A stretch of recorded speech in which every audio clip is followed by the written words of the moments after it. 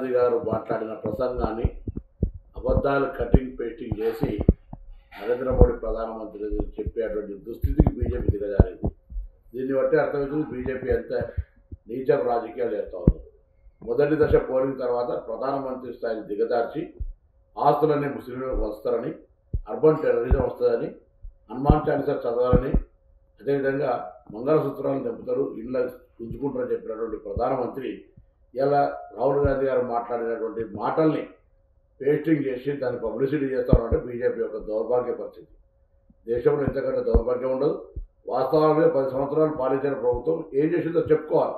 అది చెప్పుకోలేక ఇటువంటి అబద్ధాలను ప్రచారం చేసే ప్రయత్నం చేస్తుంది. ఇది దురదృష్టకరం. దీన్ని ప్రజలు గమనించాలని తెలంగాణ కాంగ్రెస్ పక్షాన్ని కోరుతాం.